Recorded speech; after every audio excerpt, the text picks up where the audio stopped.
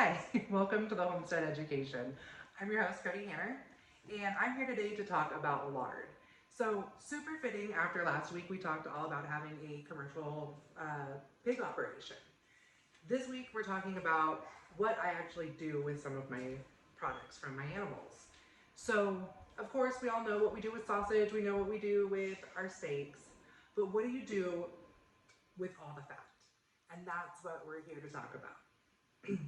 So some fat definitely goes into making sausage, but the rest of the fat I use for lard. Lard is the rendered down, which means I cook it down version of either the back fat or the leaf fat that comes from our hogs. So now the back fat, that's a meatier fat.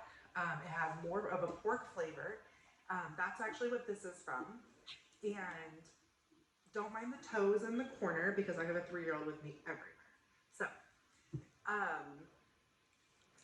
this is actually from back fat, and look how clear and white this is.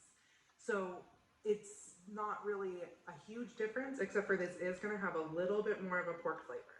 Whereas the leaf fat, that comes from the fat around the kidneys, and that doesn't have any of that pork flavor. But there's just not as much of it. Like you can get a lot of fat off of a big hog, especially like the back fats, but the leaf fat just isn't very much. It's like this, and that renders down to almost nothing. So I usually won't even make leaf lard until I've slaughtered a few hogs, or if I've had several hogs go to the slaughter plant and I get back a bunch of them all at once. So why should we use lard? Because, you know, when I was a kid, it was like, oh my gosh, like nobody used lard. Like, I mean, it was a bad word. It had like negative connotation. Very taboo to consider using lard in your cooking. I mean, occasionally like somebody would have a little bit of bacon fat sitting by the stove that they would cook with. Or I remember as a kid, my mom kept bear fat in the kitchen, and we would use it for putting on like our wooden spoons as like a wood butter. But we never actually used it for cooking. So you can use this fat for all sorts of cooking, and it's not like our grandmother's outdated fat anymore because they're finding that our bodies can more easily digest fat that comes from animals than the fat that comes from plants or that are synthesized, which I feel like seems super obvious, but they're just now doing some studies on this because back, I think it was the 40s or 50s, there was a campaign against animal. Hello, Branch. Bye, Branch. There was a campaign against animal fat that was paid for by the sugar industry. Like, what does that say to you? I mean, it just seems super obvious that the sugar industry, what makes our fat-free foods taste good? Sugar. Okay, so now that we've come full circle and it's what our grandmothers used to cook with, we can cook with again. Let's talk about how we can make lard, or how you can use lard, like really use it. So you can use it for frying, sauteing, like anywhere that you would put regular fat. Okay, I'm about ready to sell a 3-year-old. I'm gonna make you I'm gonna make you drink the fat. Do you want to drink the fat? Drink the fat. Stolen by the teenager. Anyways, so you can use it for frying, lots of different types of cooking. I actually used it yesterday. I smeared it on a chicken I was cooking before I roasted it. So that's the uses for like the back fat because it does have more of that pork flavor. It's yummy, it tastes great, but if you're wanting to bake a pie with it, that's going to be a sweet pie especially, you probably don't want that pork flavor. And so with that, you would be using the leaf fat. Now, how do we make lard?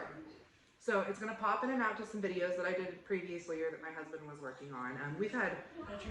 I had strep throat this week, so my husband actually did a lot more of the stuff around the house than I did. And if I still sound a little sinusy, I had like full sinus infection with it. It was terrible.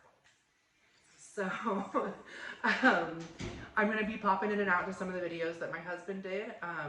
So first off, we grind or cut our leaf or our fat into really small pieces because that's going to make it cook easier and cleaner and faster. So this is how we grind ours. There's more. Here's a piece of cook.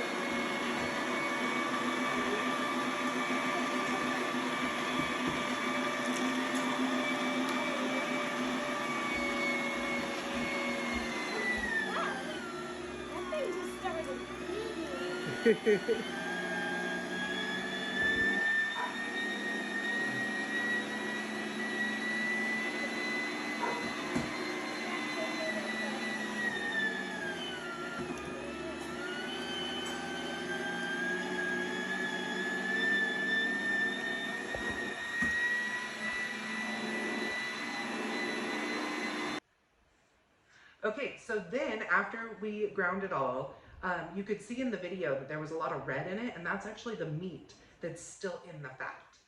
So then we go ahead and we cook it really low in a stainless steel pan. Now you just want that to just barely be melting that fat, because otherwise it's gonna scorch, and that scorching is what's gonna give you that really strong pork flavor, and you don't want that either. But all the little pieces that start coming up and cooking at the top, those are called cracklins. Now my dad thought they were great. I'm feeding mine to the dogs. But we ended up with a whole bowl of cracklins, and I'm gonna cut that down with some oatmeals and some other things, and my dogs are gonna be super happy. So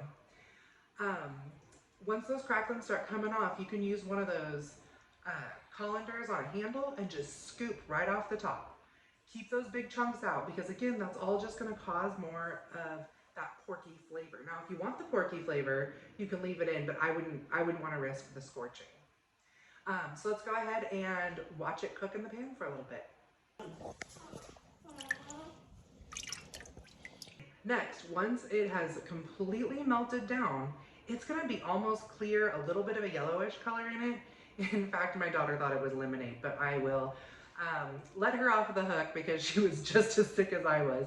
And she came upstairs and she was like, why do you have hot lemonade in jars? So if that gives you any idea of what it's supposed to look like. So then what we do is we use a stainless steel funnel. We use a stainless steel one because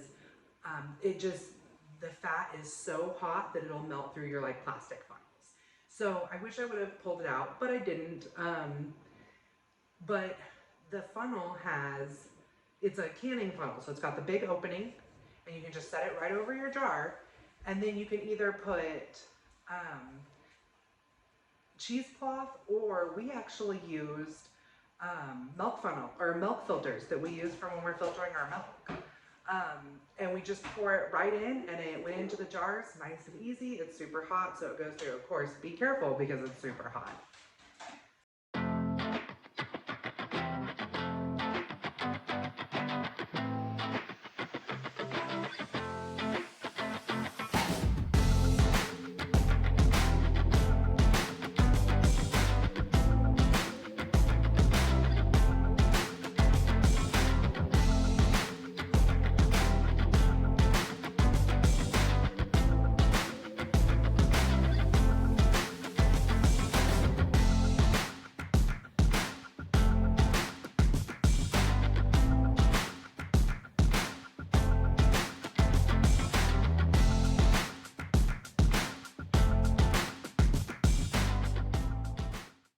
And once you put it in, just let it sit on the counter until it solidifies. These jars actually sealed. I mean, of course, it's not a like an approved canning method seal, but these are shelf stable anyways. Ooh, and my handy dandy assistant brought me the funnel. So this is a stainless steel funnel. I think I purchased it for like $5 off of, no, I got it at the hardware store for $5. So it's got the larger hole on it, works great with the canning. You can use it for any canning, but we just happen to reserve this one for when we're making lard and tallow. So, like I was saying, these are shelf stable. Some people do still put them in the fridge or freeze them. We don't, and you have tons of lard that's good to go. So like I was saying, we only do it when we have larger batches. So a lot of times it'll either be, I have several customers that are butchering or have purchased whole hogs from us at the same time. And my customers have stated that they don't want their leaf fat, and the butcher will provide it back to us.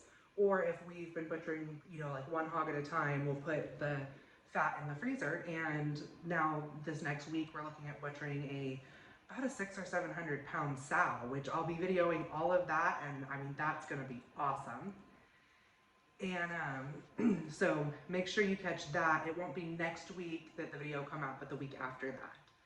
So when we butcher that, I needed room in the freezer for that sow, so we did a big batch of lard this week.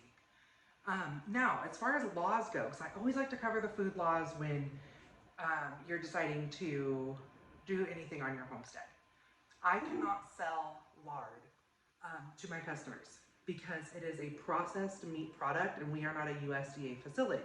Even if I have my meat processed at a USDA facility, I can't make anything with that meat like this because it's a processed meat product. Now, you know, if I had a restaurant and I had the proper licenses for a restaurant, I could, you know, sell a cheeseburger with my meat or something, but I'm not sure if lard falls into that, I know it's not a cottage kitchen, but if I had like a food processing license for doing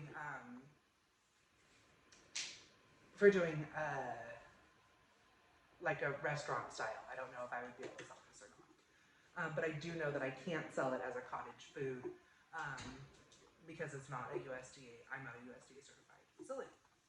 But what we can do is if I pick up my fat and it is in a sealed package from my USDA producer, I can sell that fat to my customers with a recipe and they can make their own lard. So even if you're planning on buying like a whole hog or a half a hog or something from a local producer, or even if you're going to be buying retail cuts from them, talk to them about getting your fat and you can make your own lard. You can also pick up fat at your local grocery store. They sell it for people that are making sausage and stuff, and you can take that fat home and make your own lard.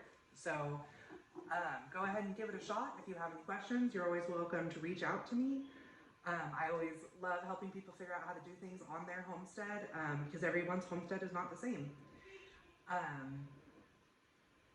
Again, catch us in 2 weeks on how we butcher that sow, and until then, keep growing.